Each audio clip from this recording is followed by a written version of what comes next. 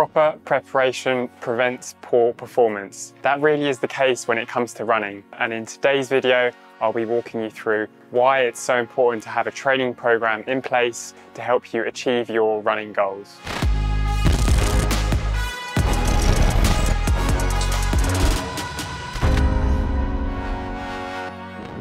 Let's start by establishing first your current fitness benchmarks. It's really important to know what you can do in terms of distance, pace, what's your running background like, and from here you'll be able to create a personalised plan. What you can do once more is try and establish what your HR max is, or even your maximum aerobic speed, and this will just allow us to really make sure that you can personalise your program even more. One top tip is before starting your program, it's definitely worth considering getting a health check from your local doctor, just to make sure you're all good to go when it comes to trying to achieve your running goals. Establishing a realistic goal is really important, especially when you're just starting out running, as this will help you to keep motivated. What is a realistic goal? Well, it can be anything from finishing your first 5 or 10 kilometers. It can be simply just having a smile on your face as you're running, or it can be losing weight. In order to make sure that your training program is on the right pathway to success, you're going to want to follow a number of steps. First of all, it's about just maintaining and building that basic endurance, fundamental endurance as we like to call it. Then you're going to want to get a bit more specific.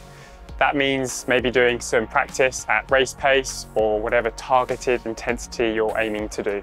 And then thirdly, you're going to want to sometimes be a bit disciplined, just to enable you to manage and make sure that you're on the right pathway to success and that you're being progressive in the way that your training is going.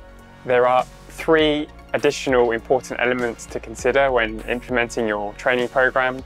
The first one is to make sure that there's a steady progression from several weeks over to several months. Then you want to take into account the volume that you're doing, so the number of kilometers per week. And then finally, the frequency of sessions, so making sure you're not doing too much too soon. A top tip to make sure that you are on the right path to having a successful training program is to adopt the SMART method. This means specific, measurable, achievable, realistic, and time-bound.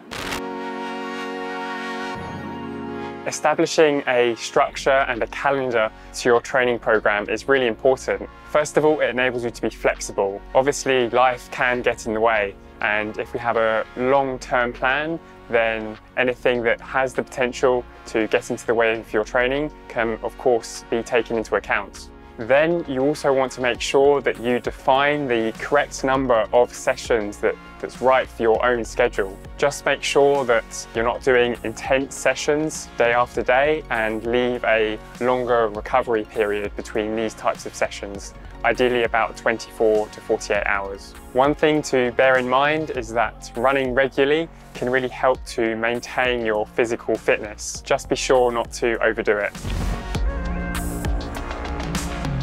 Now, the next thing I'm going to talk to you about is recovery. This is absolutely essential to your training program. For one, it allows you to recover from the sessions that you're going to be doing, but then also prep for what's to come in the future. Just remember that by recovering, it allows your body to assimilate all of the hard work that you've been putting on so that you can progress. Listening to feedback, especially if you're a beginner runner, can really be a useful resource to help you improve. Always be wary when you're in groups of people, not to put too much pressure on yourself. At the end of the day, what's most important is that you focus on your own pace, your own ability, and simply enjoy the process of running. One thing to bear in mind is social media. Now, of course, this can be a super inspiring means of motivating yourself to keep on running and achieving your goals. But at the same time, it can also be an environment where you can easily compare yourself to other people, and that's not always a good thing. So focus on yourself, and after all, you know what's best. There are a number of basic training sessions that you can implement into your own training program. So to start with, variety, well, that's a good thing because it will enable you to keep progressing, but then also just that variety factor will enable you to stay motivated and keep things interesting. The first session that you're going to want to consider, and it's actually where you're going to be spending the most of your time when running, is what's called fundamental endurance. Now, this is generally between 60 and 65% of your maximal aerobic speed, and what you can also do is treat these runs as recovery runs and helping you to recover between two harder sessions, for example. The next session to consider are threshold sessions. This is where things are going to start to get a bit harder. The heart rate is going to go up, and generally we're between 75 and 85% of your maximal aerobic speed. Threshold is often considered as race pace, and so working in this zone really is going to be beneficial when it comes to making sure that you reach your goal. Next up is interval training.